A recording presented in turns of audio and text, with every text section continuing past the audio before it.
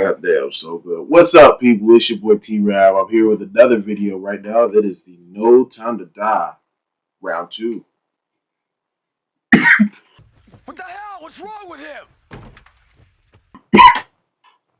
Goddamn. That's the power punch right there. Shit. I gotta work on that. Look at me, sure. Look at me, sure. That's what makes it so great, is that you have this extremely cold agent, but not just that, you had somebody who was coming with the same level of stature, if not greater. And it don't look like he can win, but he still figures out a way. That's my Bond. That's my James Bond. Everybody crying. Goofy. Focus on this bad guy. Why would they do that, bro? Bro, because this kick you right, he don't. Yeah, no!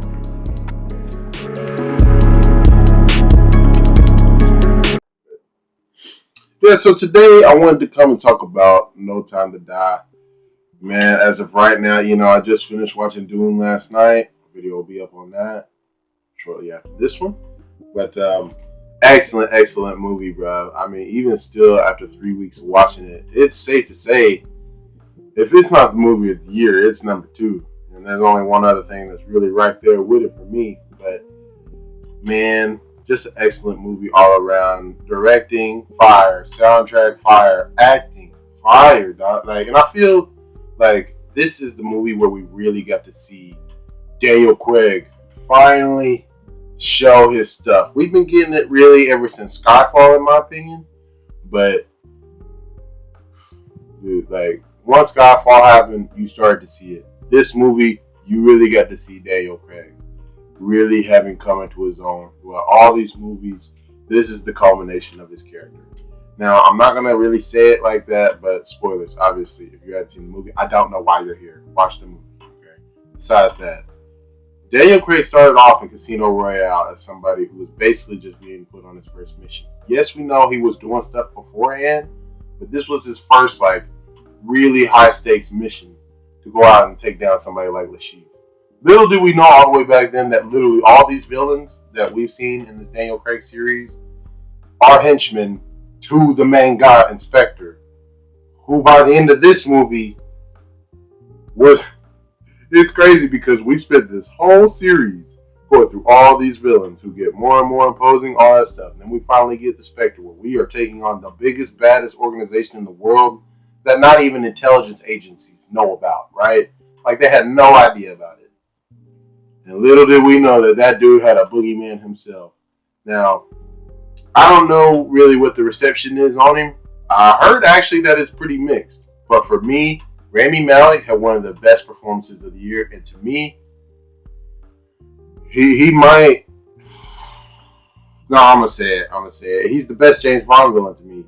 Now, why I can understand why people would still put Blofeld, a.k.a. Christoph Waltz, because he's a fucking great actor. I mean, there's really not much other way to put it. He was a hell of a villain. We got so much screen time with him. Literally, all the other movies were actions that come from his organization, all that. Really, he doesn't misstep, and James Bond doesn't even get to kill this dude in the end. You know what I'm saying? He survived. He kept on going. Not even this villain in the final movie did that. But with the little amount of time that Remy had on the screne, I actually really and truly felt uncomfortable. And I know that's what this dude had to be going for. Because, bro, the way he was talking, he's seen tragedy, right? Based on what Spectre came and did to his family. He's seen tragedy, worse than most people will ever go through. Whatever. But that didn't stop him. He just decided, you know what? The world put his foot on my neck. I'm about to do the same to it. And, Spectre kept on running their thing, but little did they know that they had created a monster. And we got to see that in the very first scene, bro. I knew we was in for something different in this James Bond, but we don't even start with the intro music, dog. We is out here in the frozen tundra out in the middle of nowhere. Props to the little girl for how she defended herself right there. But you could just see from that scene alone, this dude was like an unstoppable force, bro. The way he was talking when he was speaking with Madeline Swan, and he was like kind of revealing who this guy or how he thinks about things. Like when the way he was breaking down how you somehow obtain an ownership over somebody when you either take their life or save them, and how it's actually quite comparable, is really crazy when you think about it. And that theme, it runs through the whole movie because it happened to him way back in the day, and then he even does something similar later on, but I'm gonna touch on that later on. Now, I mean, and see, this is the problem, right? This is the problem because there's so much that happens in this movie, and there's so many great actors, right? Even the side characters, the two chicks, just going hard. All right, I respect that. Now, I'm gonna go ahead and get the elephant out the way because you know I didn't really like it. But when they was trying to make this woman the 007, I wasn't having it, bro. I'm not gonna lie. When they first came out and was saying that she was 007 and all that, the way she was acting, it was touching me a certain way. But I think they realized that they had to resolve that. They couldn't leave that just how that was, bro, because that was not satisfying in the least. And it was good that it didn't actually made me gain respect for her by the end, where she decided, yeah, I don't need the number to be like the best that you can be. You know what I'm saying? But also number two, you're not ever gonna be James Bond. You don't have to be your own agent or whatever. But clearly there was insecurities on her part, and not only on her part, on M. Oh yeah, Mallory, we didn't forget about you, dog. This is all your fault. Safin would have never had an opportunity to use this extremely deadly weapon and possibly unleash it on the world if it wasn't for you. Why on God's green earth, when you know you were supposed to shut this shit down years ago, would you keep working on something like that? I forget the name of the virus, but like nanobots that get into your blood, and it's like honestly, an ingenious way of warfare, because it's like nanotech or whatever, and it can pass through people harmlessly until it reaches the intended target or whatever. But that is insane. Don't know why you thought that you should be working on something like that. Oh, but wait, I do. Because when James Bond left, you decided, I need something that's going to make me get out of that shadow. Because when you came in, you were not like this. All right, you had a mutual respect for him, and we kind of felt like, you know, you and James were like, y'all were on equal footing, even though we kind of knew who was making you, you know what I'm saying? And that was fine. You should have left it like that, dog. Just be a good manager. BM. But no, I guess your ego got too big and you wanted to step out of that shadow. So you really got the ball rolling on all this nonsense that happened, and I was a little bit salty that you weren't one of the casualties that happened. Because someone else who died because of all this was my man Felix. Oh boy, that was a rough scene. I will say though, I really like how that dude that was with him, like they played it off like he played it off like he was just some super scrub, but it turns out he was actually like really legit. That was a pretty cool twist right there. But man, when Felix was dying, bro, this was like Mathis all over again. You know what I'm saying? If you don't know who Mathis is, he was another side character that he passed away in a similar fashion. When Mathis was dying, he literally was like, he had to lay down and stuff like that, and he was telling him it's all good, all that. But the main thing was that James, like, he stayed with him. He stayed with him and he held him. He couldn't give him no burial, no nothing. And it was even worse for Mathis, bro, because he had to toss this nigga in the garbage. I'm pretty sure this was in Quantum of Solace, if I remember correctly. Because he was telling him to forgive himself and all that stuff because he was connected with Vesper. Obviously, Vesper has a very big part to play in this movie as well. As in all the movies, really. They're all coming full circle in this one. But when Mathis died, it hurt. When Felix died, I damn near shed a tear, bro. Because we've seen Felix all the way throughout all these movies. And to get to this point where, like, you never really think that someone like that is going to like hold that much sentimental value for you until they start dying, and then you're like, oh shit, here we go.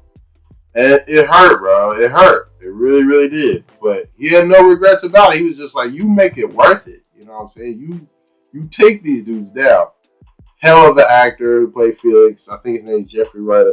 I forget. But hell of a performance by him throughout all these movies. Hell of a performance by Daniel Craig as James Bond throughout all these movies. It just goes to show you that even though they may not, or Daniel Craig may not have been the best actor way back then, just that rapport and coming from all the movies throughout the franchise, it really was like it was a sad but very wholesome scene when you got to see those two guys say their goodbyes. But yeah, man, just going back to the villain in this movie, dude. Like I said, M had a very large part to play in all the stuff that was going wrong, but Safin was obviously just steps on steps on steps ahead. While in a sense he was on the back foot because they were closing in on him, he never really was. And in a way, yes, obviously he lost, but to me, you kind of catch a W, bro. You do catch a W by taking out James Bond, bro. No one's been able to do that. The cream of the crop has not been able to accomplish what you did. So yes, your goal failed. And was I a little bit hurt the way he went out? A little bit, especially with how big he was talking, son. Bro, I'm not just saying, like, I don't think people quite understand. I'm not just giving this man respect because he killed James Bond, alright? It's how he made James Bond grovel and beg on the ground, dog. So, yes.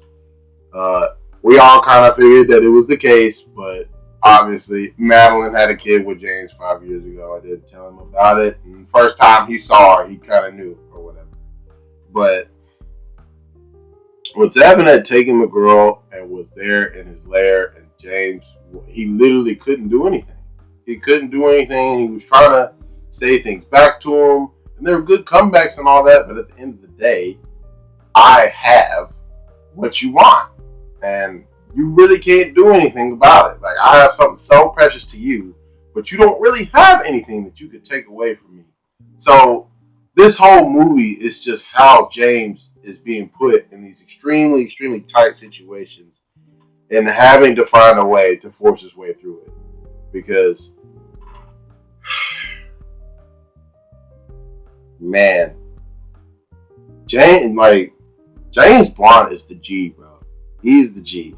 Because that, like, there's no question that he's the best spy in all of spy movies and espionage films and all that stuff. But part of it is the villains that he goes up against. Because almost like, yeah, the first few villains in the Daniel Craig series were okay. I feel like they definitely could have used the dude from Casino Royale much later, and that would turn out better. But regardless, like, the last three villains in this series, so fire. So fire. So that's what makes it so great, is that you have this extremely cold agent, but not just that, you had somebody who was coming with the same level of stature, if not greater. And it don't look like he can win, but he still figures out a way. That's my Bond. That's my James Bond. Like I said, I hadn't said it, but 10 out of 10. There's no need to talk about it. 10 out of 10.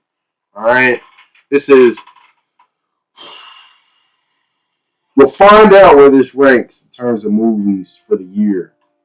But, hell of a movie, man. Hell of a movie.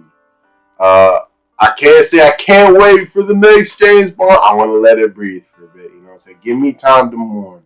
Give me time to mourn. Alright? Because... Oh, they killed James Bond, dog. They finally did it. And yes, in theory, he could have gotten away. But that, like, bro, it was done. It was done. Like, Safin made sure, as he was literally dying, that he make sure he take this nigga with him. Because he knew he would never be able to stay away from them, knowing that that's his family. So, it is what it is there. The only thing I missed in the movie that y'all can let me know down in the comments, or hopefully I'll catch it in my next viewing here in a minute. But was the relationship that they had, like their fathers or whatever, James' father and his relationship, like was James. All right, so I forget the name of his father, like Arthur Bond or something like that we saw the grave of in at Skyfall Manor. But was